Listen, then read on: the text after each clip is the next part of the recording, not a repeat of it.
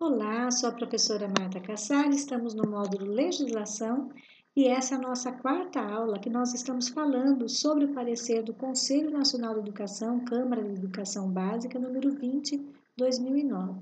Nós estamos no item 4, que está dando então a orientação para as condições para a organização da proposta curricular. Então, esse documento ele vai trabalhar o eixo para ser o norte de trabalho de toda a diretriz curricular nacional da educação infantil. Então, nesses itens que nós estamos trabalhando, ele está falando sobre a organização curricular e nós já estamos no item 4, tá? Então, com relação à execução da proposta curricular, ele diz que requer atenção cuidadosa e exigente às possíveis formas de violação da dignidade da criança.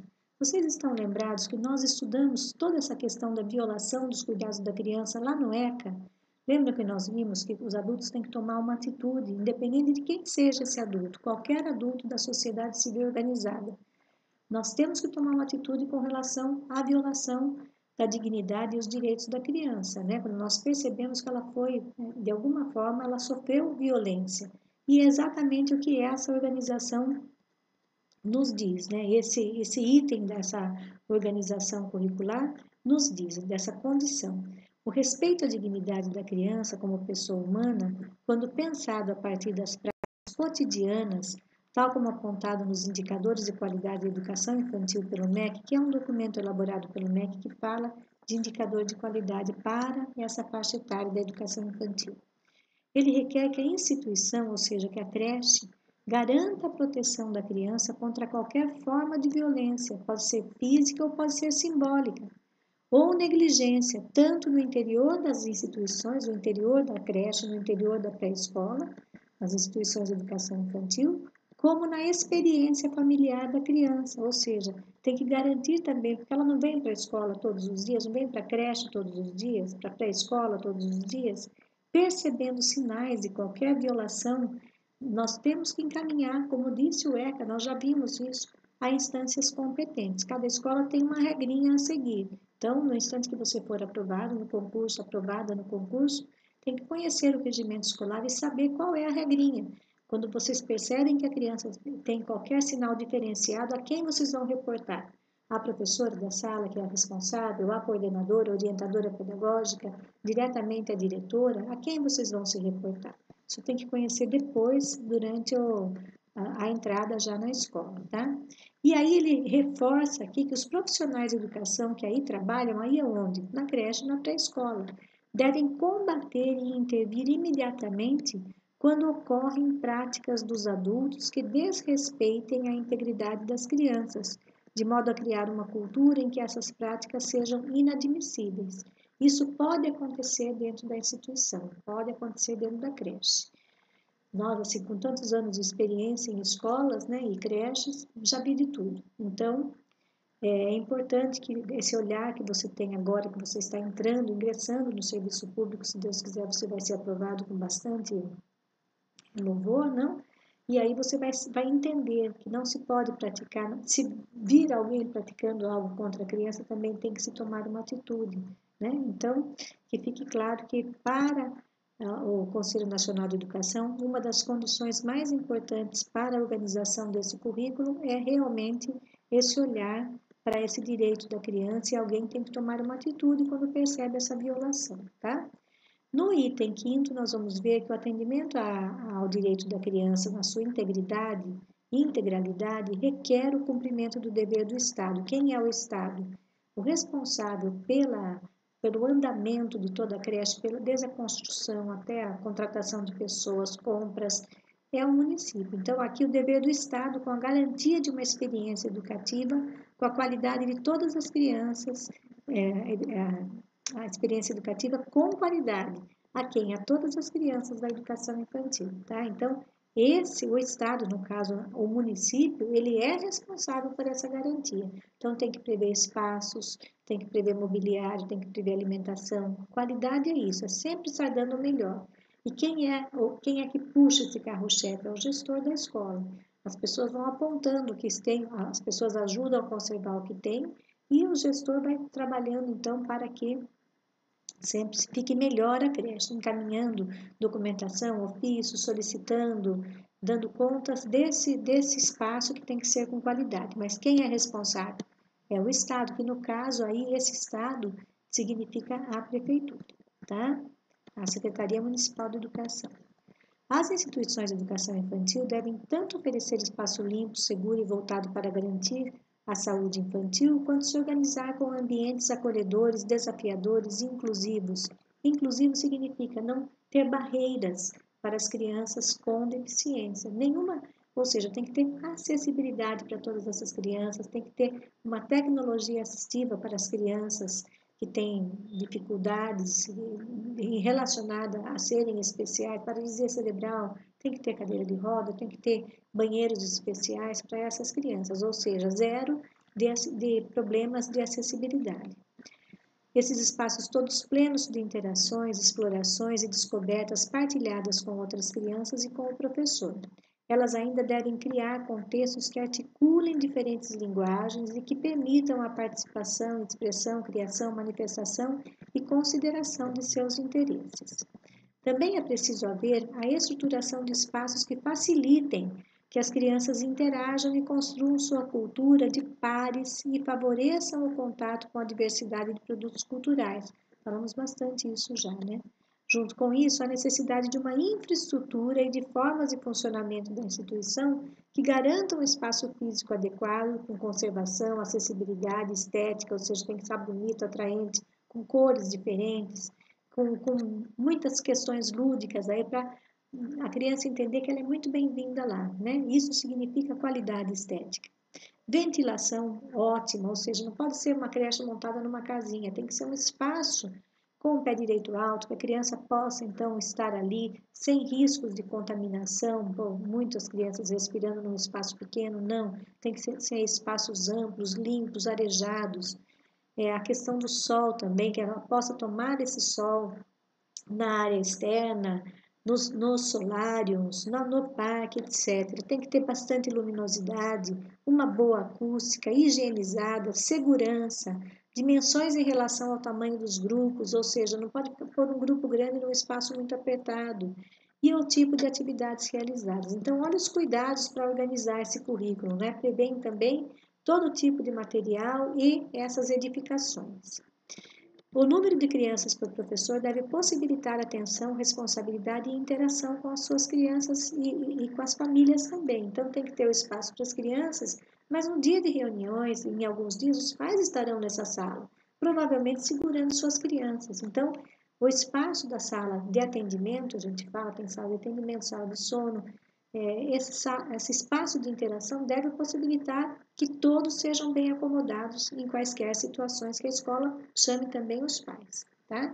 Levando em consideração as características do espaço físico e das crianças, no caso de agrupamentos com as crianças da mesma faixa etária, recomenda-se a proporção de 6 a 8 crianças por professor no caso de crianças de 0 a 1 ano, 15 crianças, 2 ou 3 15 crianças por professor, no caso de criança de 2 a 3 anos, e 20 crianças por professor nos agrupamentos de 4 e 5 anos, tá? Essa é a sugestão recomendação que esse Conselho Nacional de Educação dá.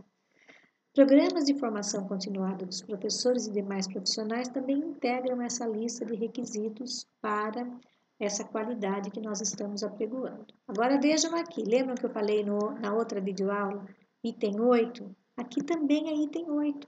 Eles repetiram o item, depois vocês vejam no PDF original da legislação. Tem 2 itens 8 aqui, não sou eu que me enganei, tá? A necessária e fundamental parceria com as famílias na educação infantil. Nós já falamos em outra videoaula, já falamos nessa também, a importância de ter espaço para a família estar dentro. Isso é gestão democrática, tá? A perspectiva do atendimento aos direitos da criança na sua integralidade requer que as instituições de educação infantil, na organização da sua proposta pedagógica e curricular também, assegurem espaços e tempos para a participação, o diálogo e a escuta de quem? Das famílias, de que forma? Cotidianamente. respeito, valorização das diferentes formas que elas se organizam, tá? Nós já falamos na outra videoaula, aqui é um reforço. A família constitui o primeiro contexto da educação e do cuidado com o bebê. Nela se recebe os cuidados materiais, afetivos, cognitivos, necessários para o seu bem-estar e constrói nela as primeiras formas de significar o mundo. Então a criança não chega sem conhecer nada, ela chega porque ela já teve essa vivência dentro da família, ela tem essa vivência amorosa, espera-se, dentro da família, protetiva dentro da família. Quando a criança passa a frequentar a educação infantil, é preciso refletir sobre a especificidade de cada contexto no desenvolvimento da criança e a forma de integrar as ações e projetos educacionais das famílias à das instituições. Então, em outros documentos, lembram do brincar em creche, como a gente fazia brincadeiras que as crianças têm em casa para a escola, para a creche, para que as crianças possam compartilhar as brincadeiras que acontecem e a professora e as cuidadoras também entenderem como é que uma criança se diverte e sente prazer na brincadeira, porque ela já faz em casa de alguma forma, tá? Então, tudo isso é muito importante, essa comunicação com a família. Um ponto inicial do trabalho integrado da instituição de educação infantil com as famílias pode ocorrer no período de adaptação e acolhimento dos novatos. Que período é esse? Ano novo, vida nova para todos. Então, abre-se as portas da creche, as crianças estão entrando lá pela primeira vez. Professores que eles nunca viram, cuidadores que eles nunca viram, equipe de cozinha, equipe de limpeza que nunca viram, equipe de gestão que eles nunca viram. O que acontece? Esse período de adaptação é tão importante para a escola como para a criança e suas famílias. Então, nesse período, a escola tem que se organizar muito bem, dialogar muito bem com as famílias, permitir muitas vezes que a criança fique com seus pais dentro da escola, tem que ter projetos para que essa criança se integre ao meio da escola e a escola conheça a sua forma de viver, tá? Então, tem que ter muita oportunidade de diálogo com os pais. As preocupações dos professores sobre a forma como algumas crianças parecem ser tratadas em casa, descuido, violência, discriminação, superproteção e outras, devem ser discutidas com a direção de cada instituição para que formas produtivas de esclarecimento e eventuais encaminhamentos possam ser dados. Então, se as professoras percebem qualquer tipo assim de violência, descuido, como nós já falamos, ou mesmo superproteção das crianças e outras situações também que acontecem com as crianças, forma de falar errada com a criança, de forma que ela não consiga adquirir esse hábito de falar corretamente. A mãe e o pai já acostumaram a falar como o bebê, mas não com a criança. Então usam, ao invés de falar bola, bem aqui a mamãe vai dar a boia para você. É a bola, mas do jeito que a criança fala é boia. Mas a criança tem que falar corretamente, bola, aprender a ter essa dicção correta de cada palavra. Então, quando as professoras percebem que existe esse comportamento diferenciado, se reportem à direção, como está aqui, né, para que todo o processo se dê de forma correta. A organização de experiências de aprendizagem na proposta curricular também está integrada aí nessas condições de organização curricular. Em função dos princípios apresentados naquela videoaula anterior e na tarefa de garantir à criança o seu direito de viver a infância e se desenvolver, as experiências no espaço da educação infantil devem possibilitar o encontro da criança com essas explicações sobre o que ocorre à sua volta e consigo mesma, enquanto elas desenvolvem sua forma de agir, de pensar e de sentir. Então, é a partir dessa situação toda de vivência que a criança vai interagindo com ela mesma e com o grupo, aprendendo mesmo e se desenvolvendo nesse agir, pensar e sentir. O importante é apoiar as crianças desde cedo e ao longo de todas as suas experiências cotidianas na educação infantil, no estabelecimento de uma relação positiva com a instituição educacional, com a creche, com a pré-escola, no fortalecimento da sua autoestima e no interesse e também na curiosidade pelo conhecimento do mundo, na familiaridade com diferentes linguagens e na aceitação e acolhimento das diferenças. Também já falamos bastante sobre isso, né? Sobre essa questão desse pensamento legítimo de direitos humanos, de menos intolerância e mais tolerância, compreensão, a questão de aceitação das diferenças, né? Então, a criança deve ter possibilidade de fazer deslocamentos também, movimentos amplos nos espaços internos e externos da sala de referência. Ela tem uma sala, mas ela também tem a possibilidade de explorar toda a creche. Essa possibilidade desses deslocamentos está prevista nessa organização curricular, tá? Mesmo que não seja de sua turma, pode ser de outras turmas, ela pode também envolver-se em explorações e brincadeiras com objetos, materiais diversificados que contemplem particularidades de diferentes idades, condições específicas das crianças com deficiência, transtornos globais de desenvolvimento, altas habilidades, toda essa convivência é importante, e também com as diversidades sociais, culturais, étnicos, raciais, linguísticas, das crianças, das famílias e da comunidade em geral, de modo a proporcionar às crianças diferentes experiências de interações. Toda essa diversidade faz com que ela tenha diferenciadas experiências nesse contato com os outros e que possibilitem essa construção de saberes para ela, de fazer amigos, de cuidar de si, de conhecer-se, de conhecer suas próprias preferências e características.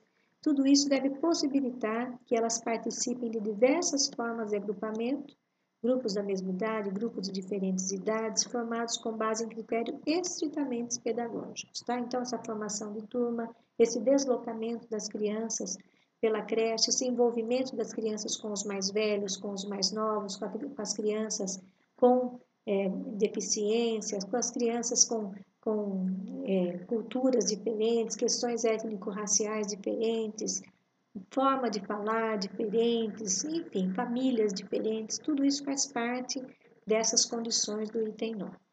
O processo de avaliação dentro dessas condições para a organização curricular. As instituições de educação infantil, sob a ótica da garantia de direitos, são responsáveis por criar procedimentos para avaliação do trabalho pedagógico e das conquistas das crianças. Lembrem que quando se relaciona a criança da educação infantil, são registros. Vocês vão ver aqui como é que nós vamos fazer. Não existe prova para passar de ano, né? Nós já vimos em outros documentos legais. A avaliação, então, é vista como um instrumento de reflexão sobre a prática pedagógica na busca de melhores caminhos para orientar as aprendizagens das crianças. Eu avalio para eu mesma, eu sou professora, eu avalio e eu vou vendo formas de atingir o meu objetivo com aquela criança. Se não deu certo do jeito X, vamos tentar do jeito Y, né? O que eu quero fazer é que essas aprendizagens se efetivem de fato. Ela deve incidir sobre todo o contexto da aprendizagem, as atividades propostas e o modo como foram realizadas, as instruções, os apoios oferecidos à criança individualmente e ao coletivo das crianças, a forma como esse professor respondeu às manifestações e a interação das crianças, os agrupamentos das crianças que as crianças formaram, grupos, ora para uma atividade, ora para outra, o material oferecido para eles, o espaço e o tempo garantidos para essas atividades. Todos esses quesitos servem para que a professora analise o sucesso ou não das suas atividades, atingiu ou não os objetivos. Essa avaliação, portanto, é um instrumento de reflexão para a prática pedagógica. Ficou claro para vocês? O que mais temos aqui? No item 11, o acompanhamento da continuidade do processo de avaliação de educação. Na busca de garantir um olhar contínuo sobre os processos vivenciados pela criança, devem ser criadas estratégias adequadas aos diferentes momentos de transição por elas vividos, tá?